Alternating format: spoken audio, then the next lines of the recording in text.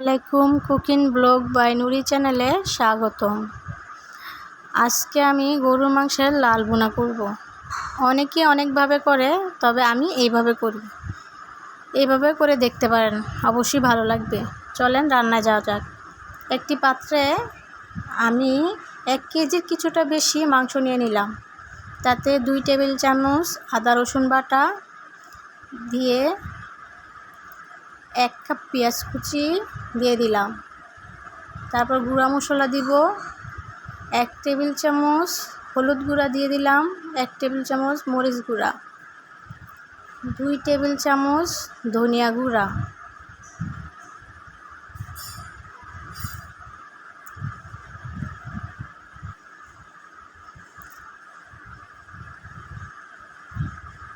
তারপরে মাংসের মশলা, এটা আমার নিজে বানানো, মানে এটা ইউজ করলে আর গরম মশলা দেওয়ার প্রয়োজন পড়ে না। 2 টেবিল চামচ গরুর মাংসের মশলা দিয়ে দিলাম। তারপরে 2 টেবিল চামচ লবণ, 4-5টা এলাচ, 4-5টা লবঙ্গ এবং 2 পিস দারুচিনি দিয়ে 1/2 কাপ তেল দিয়ে দিলাম। দিয়ে খুবই ভালো করে মেখে নেব হাত দিয়ে। এটা যত ভালো করে মাখা হবে, খাওয়া স্বাদটাও তত ভালো হবে। ভালো করে মেখে নিতে হবে, খুবই ভালো করে। গরুর মাংস অনেকে অনেকভাবে রান্না করে, তবে আমি লাল ভুনাটা এভাবেই করি। যারা পারেন তারা অবশ্যই স্কিপ করবেন, আর যারা না পারেন তারাই দেখবেন। এভাবে করলে অবশ্যই ভালো লাগবে, খারাপ লাগবে না। আমি খুব ভালো করে মেখে এটা 4-5টা রসুনও সাথে দিয়ে দিয়েছিলাম। দিয়ে ভালোভাবে মাখা হয়ে গেছে, হয়ে এটা আমি 20 মিনিট রেস্টে রেখেছিলাম। রাখার পরে আমি চুলাতে দিয়ে দিলাম। চুলাতে দিয়ে এখন এটা ভালো করে নেড়েচেড়ে কষিয়ে নেব।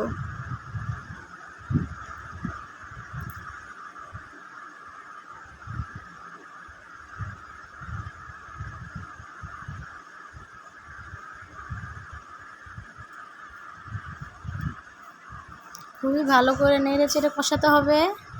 যত ভালো করে কষাবেন মশলাটা ততই মাংসের ভিতরে ঢুকে যাবে।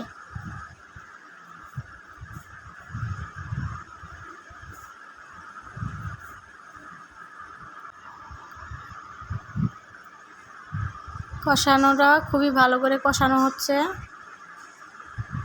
আর আস্ত রসুন দেওয়ার কারণে এর মধ্যে ফ্লেভারটা মাংসের মধ্যে ঢুকে যাবে।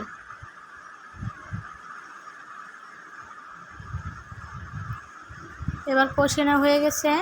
আমি 3 টেবিল চামচের মতো টক দই দিয়ে দিব। দিয়ে আবারও কিছুক্ষণ কষিয়ে নিব।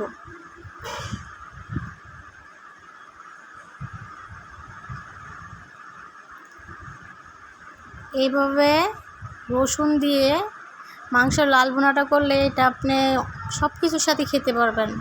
পরোটা, রুটি, ভাত, পোলাও, খিচুড়ি সব কিছুর সাথে খেতে পারবেন, খুবই ভালো লাগবে।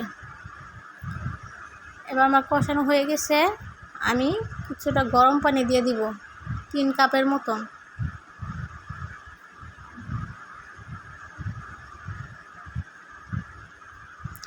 মাংসের মধ্যে গরম পানি দিলে মাংসটা খুব সহজে সিদ্ধ হয় এবং মাংসের উপরের লেয়ারটা শক্ত হয়ে যায় না। ঠান্ডা পানি দিলে উপরের লেয়ারটা শক্ত হয়ে যায় এবং সিদ্ধ হতে অনেক টাইম নেয়। সেজন্য যদি আপনি গরম পানি ইউজ করেন তাহলে অবশ্যই মাংসটা খুব তাড়াতাড়ি সিদ্ধ হবে এবং নরম হয়ে যাবে। মাংসের স্বাদও অটুট থাকবে।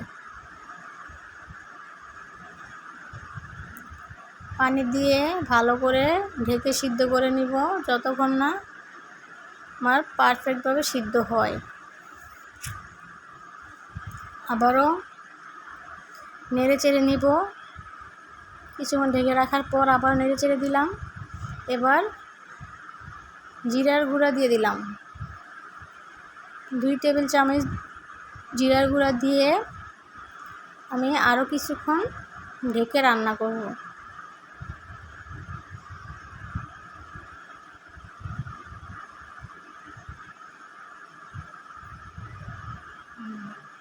এই তো আমার রান্না শেষ।